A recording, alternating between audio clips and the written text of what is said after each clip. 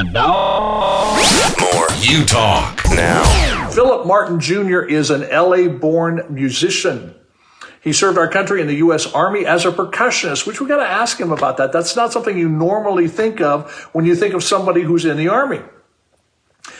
Philip has performed, arranged, recorded, programmed, and directed for several notable guests. Watch this, including Queen Latifah, Eminem, Danny Ocean, Usher, Todrick Hall, Thundercat, and a bunch of others. He can also be found performing, if you live in SoCal, with his local band, the Phil E. Project.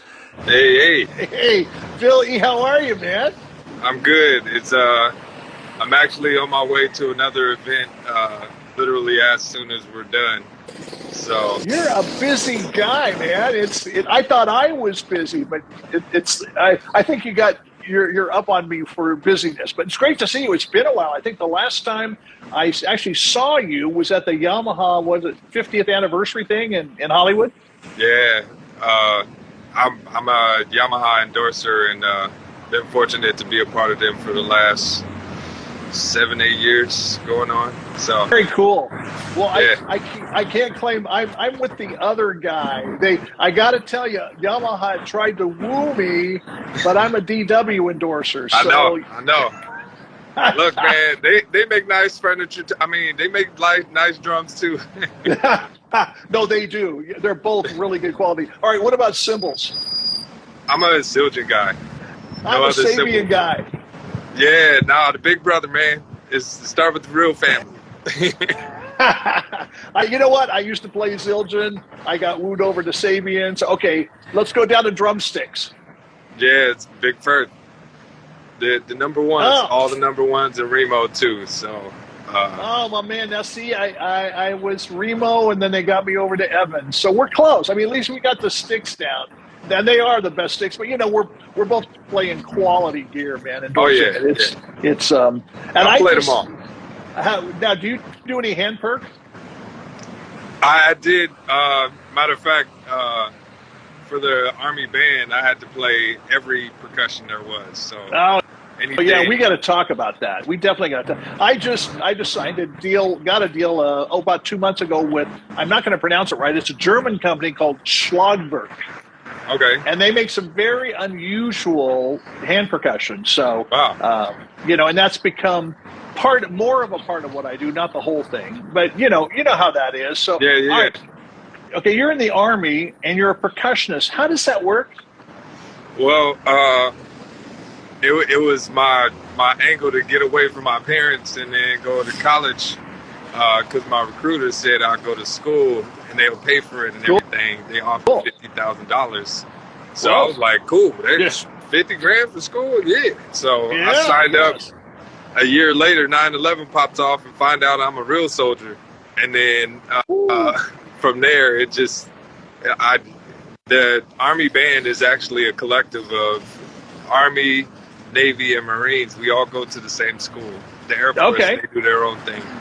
And you have to be qualified at it. You have to come in knowing how to play all your major and minor scales, harmonic, melodic on the marimba. Wow. You have to show you can play timpani, can tune the timpani. You have to show that you play hand percussion. They teach you the techniques that they're accustomed to. And then they teach you how to march for your branch. Each branch has a different marching style. So you go to your different branch and then you learn the Army way, the Marine way, the Navy way. That's cool. Now you didn't mention drum kit, so they don't have you audition on the drum kit or do more on the kit? No, it's actually it's a third of the audition. Drum kit is a major part. You have the reading, of course, sight reading. Yeah. And mind you, I did this straight out of high school.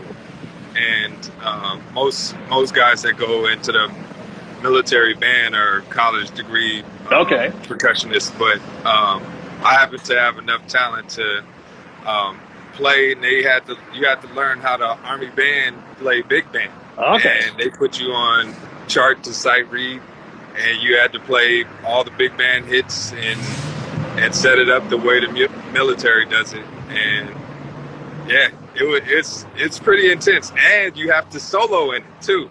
That's part of your yes, audition. nice, Trading nice, Force. Yeah. nice. So Man, I they actually got. put you through it, dude. Oh yeah, Yeah. you're talking. I'm 18 years old, so I don't know. I'm going for it, and I ended up getting nicknamed the Trade Force King because they thought that I was cheating by using a metronome because it drops the music and it just clicks. Yeah, So yeah. instead of just playing it through and let me hear the clicks, what they're doing is muting the music where I heard nothing, and then I would smack the one at the end of my 4, and they'll press unmute just to see if I landed in time, and they saw that I stayed in time every time. That's and awesome. They're like, wow. They brought the commander. They brought all kinds of people. The president of the school, like the naval officers, trainees, everybody. They made me a spectacle. So. Well, that's a good kind of spectacle. All right, now I got to go back to something. Being a drummer too, what makes big band jazz military different than non-military? There's a specific pattern that you'll hear setting up big band hits. There's always a big quarter note before any half note or longer. Okay. Especially on the beat. Badu, 2, there's a pop, 2. It's not always a big lead. Anything pushed or a quarter note or shorter, then you'll smack it on the snare, or it's a quick hit and you end it with a N2 or 2/8 note kadaping, and then you're hitting it off the beat. So it's very specific. So you have to read the rhythm and then play the setups for all of those rhythms inside of those hits. So, yeah, you're thinking. It's definitely. Yeah, I mean, that's intense. That's very intense. See, it's interesting because listening to you talk, I'm pretty sure you read better than I read. And I was talking to, I don't know if you know Ron Powell. Do you know Ron, the percussionist? Of course. Yes. That's one of my mentors. Yeah, he's like, he got me a lot of information. Oh, he's a great guy. He's in fact, we're talking about doing a project together, but that's another story. But we went out and did a program, an assembly type program out on the First Nation on one of their reservations, and we're driving out there talking about reading and stuff. And he said, "Well, you've got something I don't have," because he reads, probably like you do. I said, "I can read, but I don't read as well." And he said, "But you play by ear," and he said, "You pick stuff up that I don't always pick up." Right. So, but I probably would have a good thing I didn't try to go into the military, because I probably couldn't have read those charts. But no, the funny thing is you don't realize that you see it, and that it's exactly where it feels like it is, but your ears just have to connect to it. It's almost like every rhythm has a specific space where it has to hit. Yep. So if you actually learn the style of the music, you'll see those rhythms synonymous to that style of music. So you don't have to really read as much, because when you see that pattern, it's going to be that. You know where it's going to hit. Yeah, it's really simple after you just learn where certain notes fit inside of the beat. And see, that's what I've learned to do. And in fact, you'll appreciate this. When I was still up in Northern California, I did a lot of West Coast Broadway productions. And initially I was doing percussion, hand percussion, and they had another drummer, and they booted him. They switched us because he read so meticulously that when somebody on stage, one of the singers, actors, forgot where they were, he'd just stop, because he's looking on the chart and he's looking on the vocals, and it's like, well, they're not there, so I'm going to stop. Well, you never stop, especially in the rhythm section. You got to keep that thing going, So it was an interesting lesson for me in a sense. It didn't make me not want to learn to read better, but it's just, okay, I've got this because I'm listening to what's going on. I'm playing to the song, and all this stuff, and I'm going to keep things going until they find out where they are, because something's got to happen. You don't just stop because everybody else stops, So that's awesome. That is very cool. So were you stationed in Korea? Yeah. South Korea, I should say. I was trying to avoid Iraq because that was the hot spot. Yeah. After 9/11, everybody was coming up on orders, and I found myself in a very acute space, and was crying out to my mom, like, look, I ain't set up for this. I learned literally the day of I'm going into duty for PT and physical training. Yeah. And I hear that one of the Twin Towers got hit, whatever. And then by the time the rest is history, I say, man, I'm glad I'm in the Army band. And one of my NCOs that was sitting over my right shoulder was like, his name is Sergeant Castleberry. I'll never forget that man. But he said, everybody laughed first off. And then he was like, Martin, you know we all go. And I'm like, excuse me? And I'm barely 19 years old now. He was like, yeah, man, I did Desert Storm. He's telling me all these different conflicts he was in. I'm like, what in the world? Yeah. He's like, yeah, man, saddle up. We're actually, we're now augmenting the MPs. So we're now guards. Whoa. So we had to guard our specific duties, and it sucked. It really did. That's so I went to my first sergeant because I just knew that I was being oppressed. It wasn't natural for being what I was from where I was in the military, because there's a lot of closed-minded people from small towns that are not around big city type of environments. Yep. So I got misused a lot. And the thing was, I went to my first sergeant and I said, I want out. And he said, this is the first time that I felt that somebody was watching. He said, out of all this stuff that you've been through, I seen you bounce back, and I'll put you out tomorrow. Get out of my face. And I came back to him after I talked to my mom, and I was like, I don't know what to do. And she was like, just stick it out. I had 2 more years.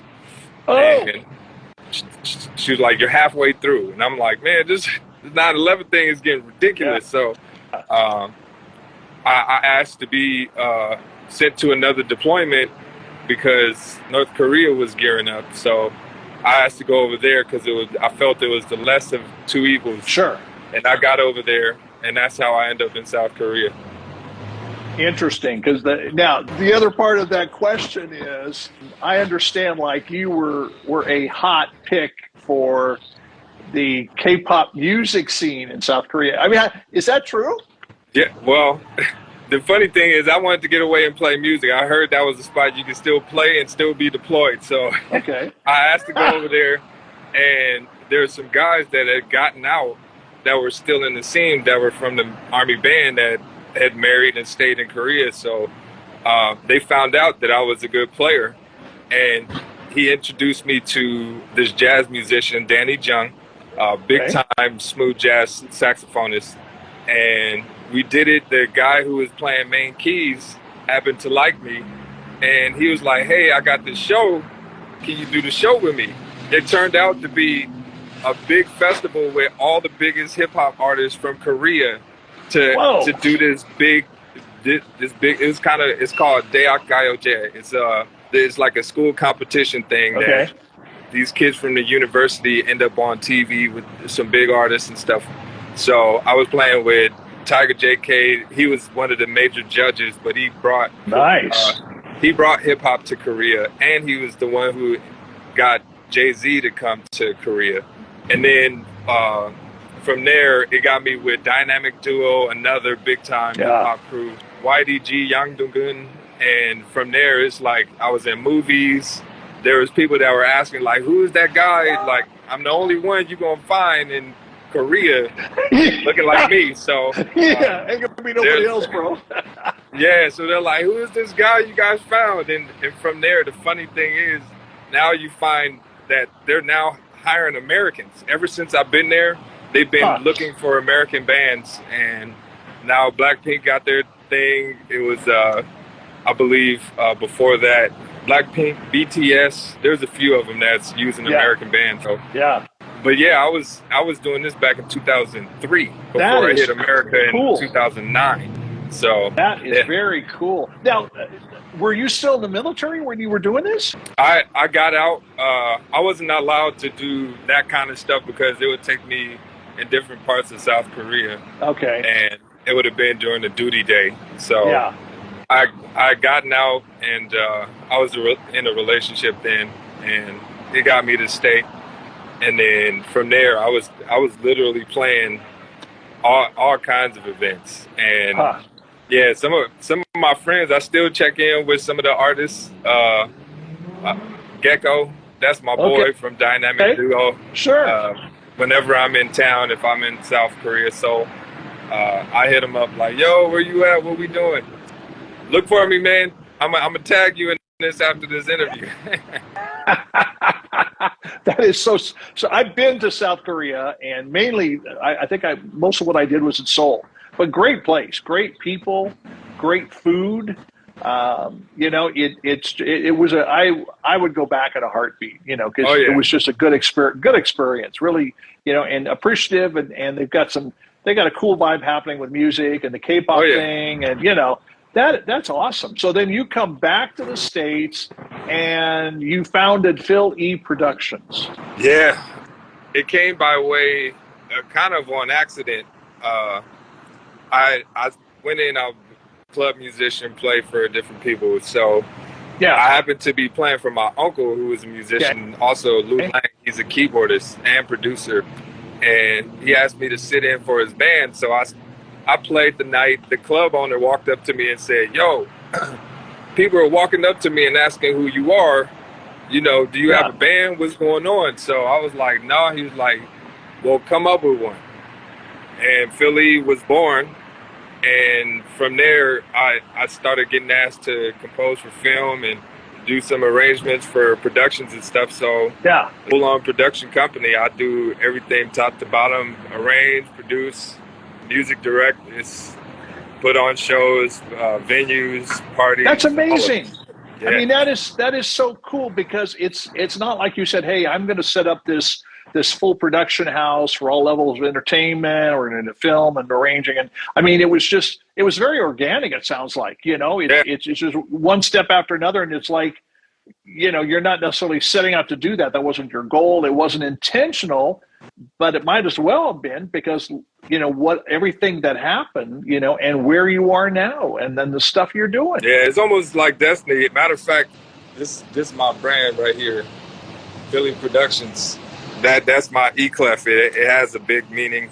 It's really, if I'm a composer, and the different string instrument. You got the violin, the viola, which is nothing but a baby cello. You got the cello, and then you have the contrabass and that.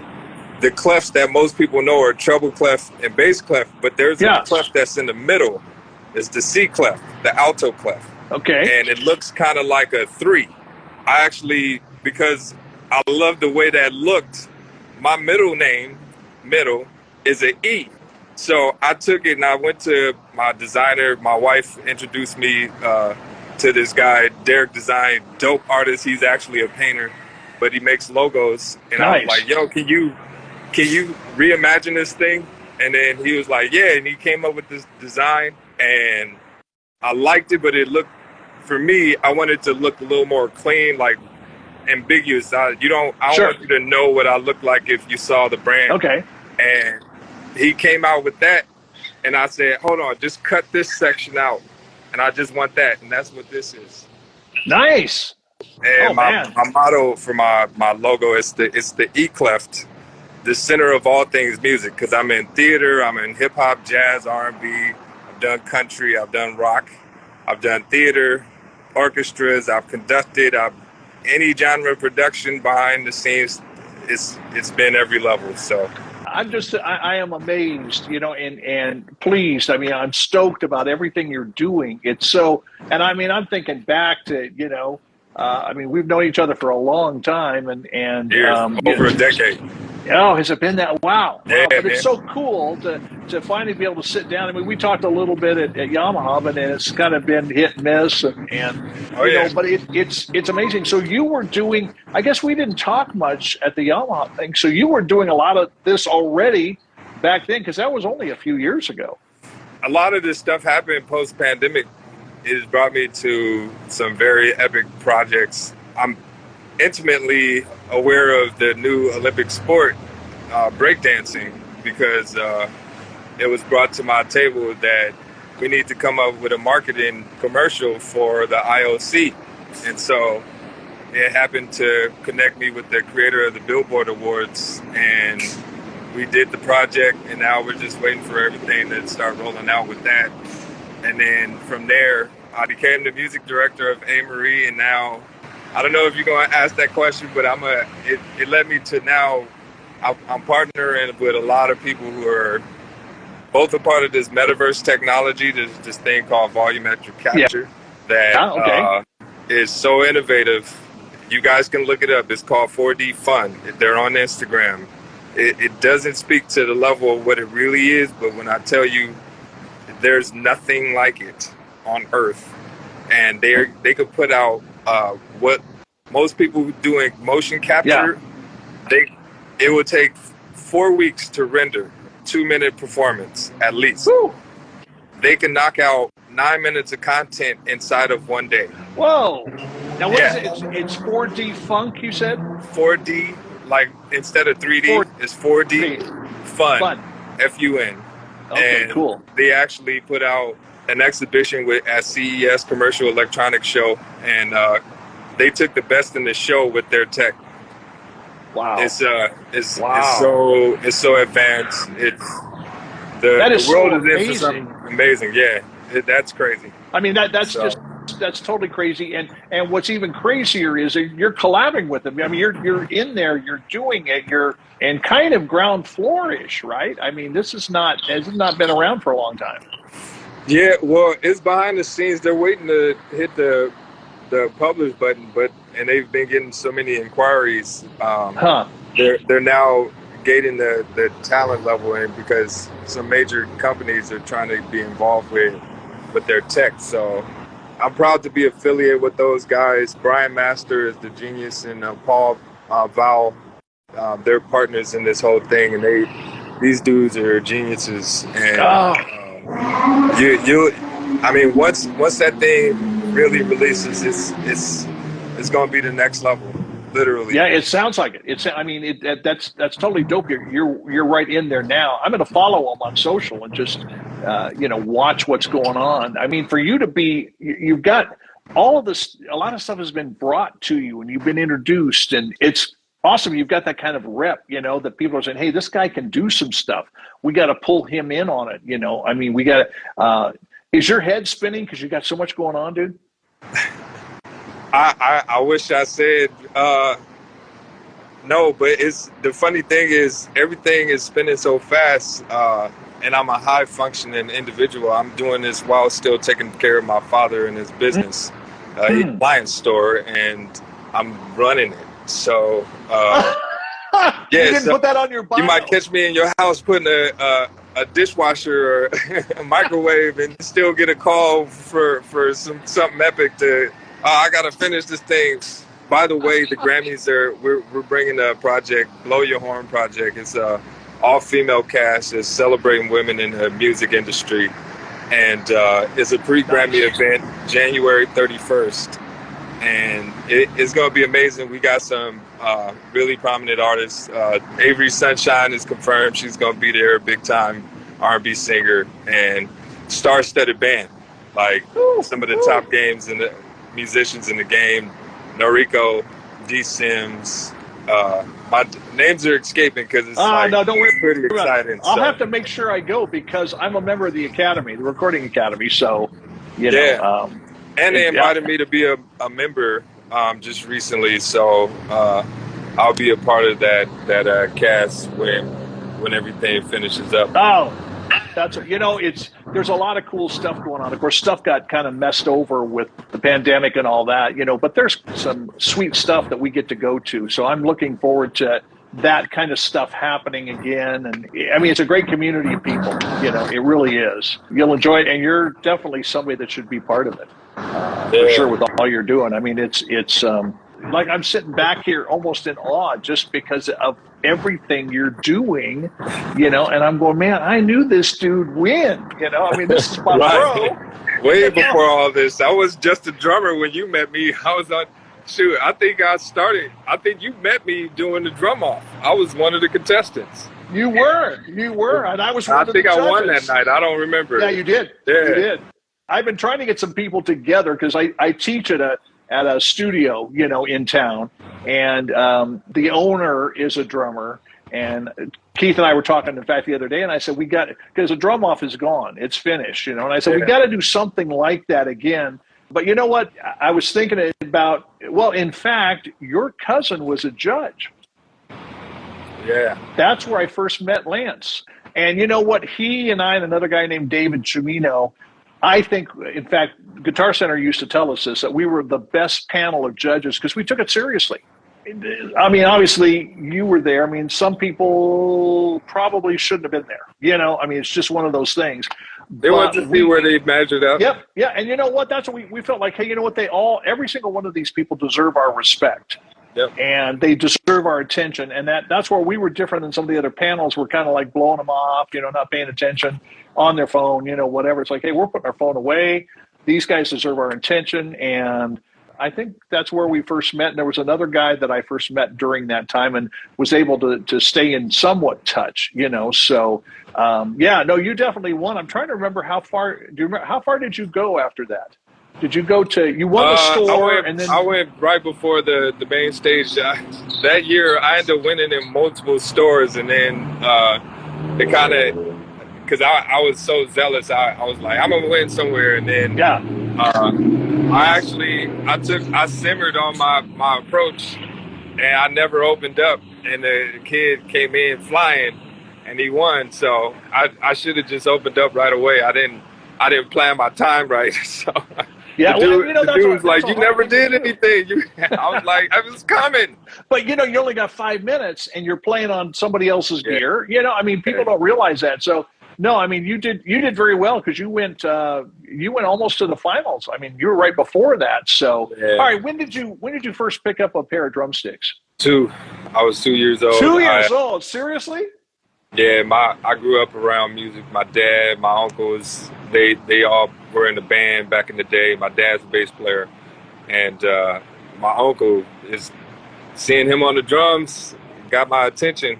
And pots and pans and sticks is everybody's story that I know that started my age. Yep, that was my start. Yep, my simulated cymbal with my mouse. I was every time I crashed, it was pan, pan, pan. So I love it. Okay, were you one of those kids too that, I mean, like me, that your family and friends didn't really want to take you into Home Depot or Lowe's or something in the paint section because you'd be playing the cans? Nah. Really? It was just at home.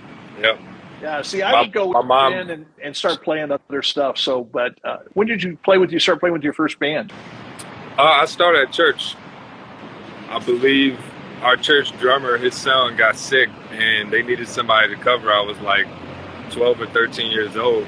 Okay. And that was the first time I got to play for the main choir. Oh. And, that was, how big every drummer knows what playing for the main service is like. That's like the biggest thing ever. That's the big show. So, the congregation in front of the pastor, So I got that like 13 years old, and then the drummer, he was like, I could start singing. So I became the drummer. He loved my drumming so much, he just let me develop. And he switched over, started singing, and that's where it started. Never had lessons. See, it's interesting because I tell my students, you can practice and practice and practice, which I want them to, work on rudiments and everything else, but it's never going to come together until you sit down with a band. When you sit down with a band and you start listening to the bass player, and you're playing to the song, that's to me when it really comes together. And I'm not saying don't practice, and I'm a big one on practicing, but you just prove my point in a sense of never having had lessons, which is amazing that you're self-taught, reading and all the stuff you're doing. Yeah, I told my dad in 5th grade I wanted to play music for a living because I didn't do grades well. I didn't do homework well. I learned everything. Tested well, ace tests that I paid attention in class for, but the stuff that I had to do, like the extra homework, was like, My dad was like, what are you going to do for a living? I was like, play drums. He's like, you need to learn how to read. And I was like, what is reading? He was like, you got to learn to read music or you ain't going to survive. So I was like, okay, where do I go? He was like, your junior high band. Like, you need to start in your school. So I went to junior high and I acted like I was an advanced student. I went in there, pretended, and learned how to read literally in a day. Figured it all out. And Seriously? Yeah, just natural talent and picking up stuff fast and learning I literally learned how to read on my own. No one told me anything. Literally, it's just I figured it out. I saw the rhythm. I saw how everything played with what I saw, and it just connected. Man, So, that's such a natural, organic thing. I mean, because that's not normal, I mean, most kids can't sit down and do that. So your dad was concerned, if you're going to be a drummer, you got to learn how to read. It wasn't so much being a full-time musician. It was just get everything in order, build that foundation that you can build on. Because see, I got the opposite. When I told my family I wanted to become a professional drummer and all this kind of stuff, and then my parents were afraid, you're going to end up, some drunk musician in the gutters, and we're concerned about you not making it. You better have something to fall back on. I'm going, no, I know I can do it. And then I come from an Italian family, that my grandfather was like a godfather. I mean, he was a mobster, and I had to go meet with him, and he gave me 3 options of a professional career I could have, and I'm going, but I want to be a drummer. So, and I actually went to school and took some college courses on that would have put me in the slot to study law and all that kind of stuff. Dropped out, went back, finished the degree, blah, blah, blah. But it's interesting that wasn't they weren't seeing that with you. It was like, just get the foundation, which is right. You got to have that foundation. And look, it's proven itself over and over and over again for you. Yeah, the ear was there. So it wasn't like I had much to learn. It's just putting what I saw it's almost like reading words. It's just, once you learn the phonetics, it's like, oh, that. Yeah. So I learned time signatures on my own. I just took what I heard, and then by the time I was in high school, my senior year, I literally wrote the music for my drum line. Me and my best friend, Devon Johnston, we didn't have an instructor. I went to Roland High School, and we had instruction. I went over to second high school because our house caught on fire, and I ended up writing the music, and we actually were everywhere. Way. So we were taking first and second everywhere. So those kids had heart, man. If he wasn't beating us, then we didn't have an instructor. It was crazy. That's killer. That's killer. That started it. But I have to run. But I do want to drop this because I know you're going to get to it. I'm now a part of the new film, the mixtape movie. It's a live concert movie that's going to be released in theaters. It's about the 50 years of hip-hop with some of the biggest names in hip-hop, literally the who's who of the game. And it's like a live action concert film. I'm going to be smacking on it, and I'm extremely excited about who's going to be playing in this thing. Can't say, but I'm telling you, the mixtape movie is coming out during Black History Month of February. So look out for that thing. It's about to go for real. You can bet I'm going to. Because that's amazing. To be involved in this, that's huge. I'm the music director, by the way. So unbelievable. I mean, that is that's killer, man, that you're doing that. That's 100% right there. Yeah. Yes, DJ Fink in the building. Yes, sir. That's amazing. That really is. And the Olympic thing, let's see, that's Paris next year. Yep. Will you be able to be there or No, I'm not in like that. I'm not direct on, so I did the job. The job's done, so we're just waiting for that to play out. Well, hey, you know what? We got to talk again. This is great. Yes, sir. I mean, there's so much, Phil, we could be talking about. I appreciate you taking the time, squeezing it in. And how do people stay in touch with you on social? Phil E Productions, all one word. My name is Philip Martin Jr. It'll be my name underneath. I just check me out. I have stuff live. I'm promoting stuff. I got the Outlet LA. That's a live thing out in LA. Cool. Grown and Sexy, come out, vibe. It's a great time. Live music. I'm at the Now Bar on every other Thursday. I'll be down at the Now Bar in Inglewood. So come holla at me.